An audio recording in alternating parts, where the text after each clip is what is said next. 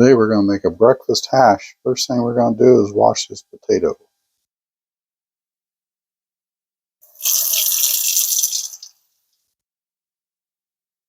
Now we're going to peel the potato.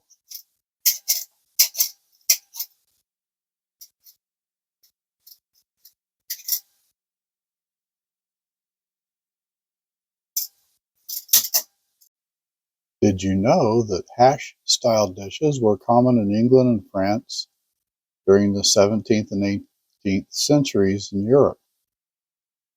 Then the European settlers brought hash to the New World, where it became a staple, especially in regions where food preservation was essential.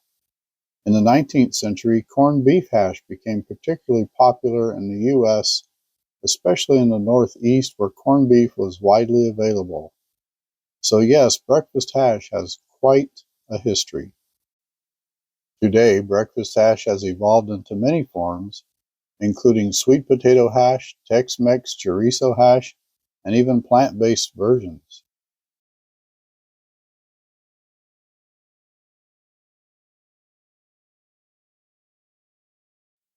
There, we're done with the potato. We're going to put it in a bowl.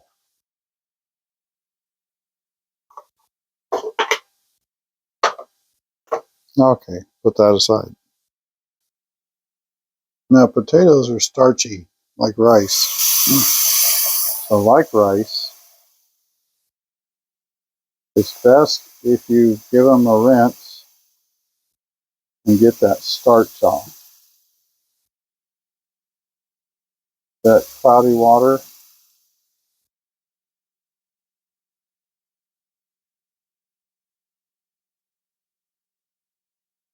so we're just going to rinse them, get rid of that excess starch.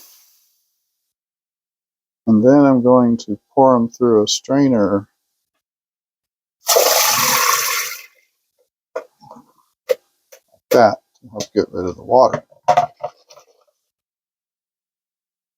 Then we'll put this to the side and we'll get the stove ready. And we have about half of a leftover onion here.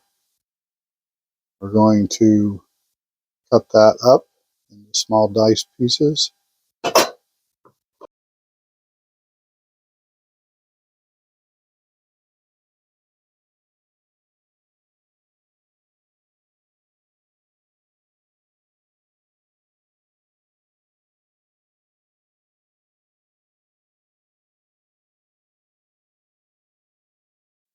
Now we're going to transfer that to a bowl. Now we're going to boil about 2 cups of water. Okay, water boiling, let's put in these potatoes. We're going to let those cook for 5 minutes. Okay, the potatoes are done boiling. We're going to turn the burner off. We're going to pour these in the strainer. I like this little strainer, it just happens to fit this bowl. There we go. And now we're going to put this pan on.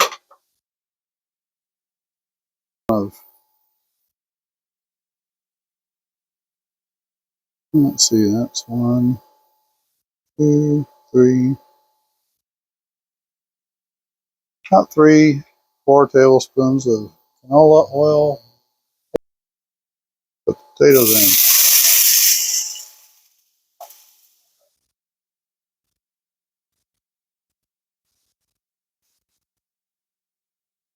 So a hash is basically diced up potato like this, and you fry it, and then you mix it with whatever leftover meat you have.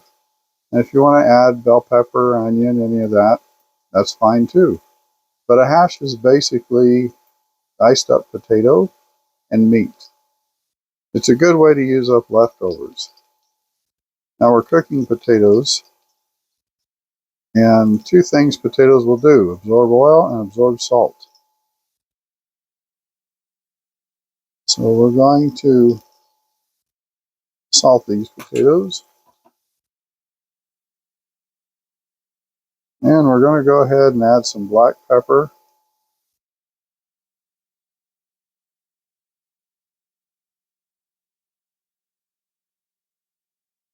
evenly distributed, then that will also get offset by the meat.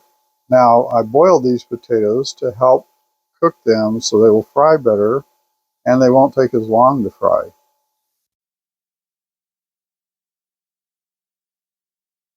You want to let the potatoes cook for about 5 minutes before you give them a stir.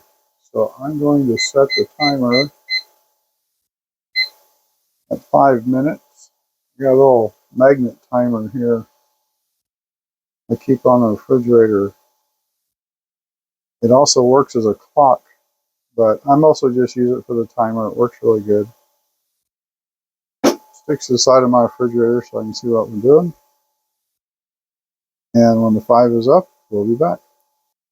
Well, it's been about 2.5 minutes, and I can see that these potatoes are starting to brown, so I'm going to give them a stir because this pan cooks faster in the middle than it does on the edges, especially the bigger pan. It's just how this burner is. And we'll shake.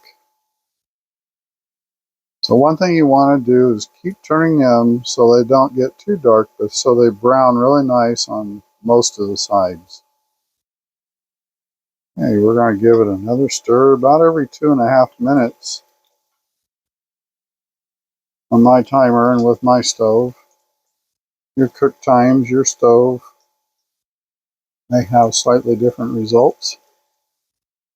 The important thing is don't let them get too brown, too crusty. Just want to get a nice fry on them.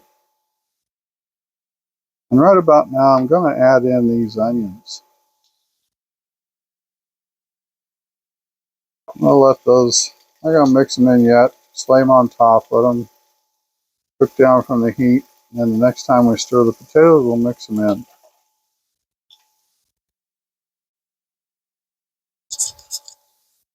Okay, we've got the onions mixed in now. Everything's coming along nicely. It's almost done. We're going to, at this point, put in the meat. And what I've got for meat is leftover roast meat from a pot roast. And we're just going to put that in there. Now, this is cold. It's out of the fridge. I could have microwaved it and got it warmer, but that's okay. The pan's pretty hot. Okay, that's cooking up really good. Now, we're going to mix it all together. And that is your hash, basically. Your potatoes and your meat all cooked together. Nothing left at this point but to put an egg on it. So we're going to clear the pan and cook us an egg. Now for the egg, I like to put a little bit of butter. We just have a little leftover here that we've melted for something else. This is a good way to use your leftovers. And add a dribble of oil so the butter doesn't burn.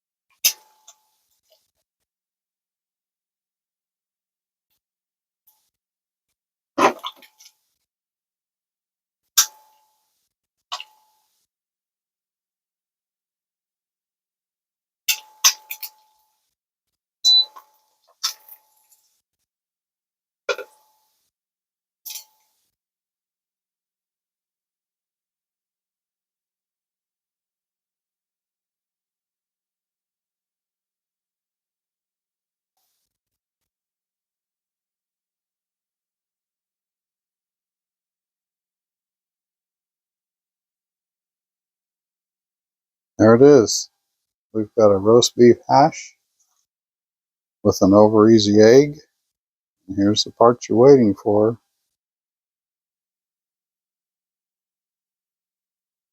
The reveal. Mmm.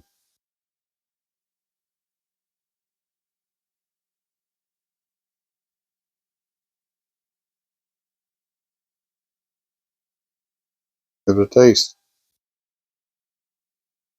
Okay, here we go with the hash, fried egg, and give it a bite.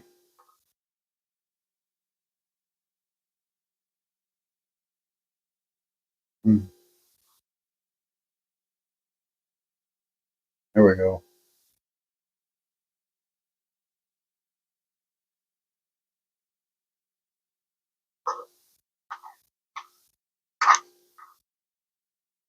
Oh, roast beef, by the way, is actually a tri-tip that was cooked like a pot roast. Really good.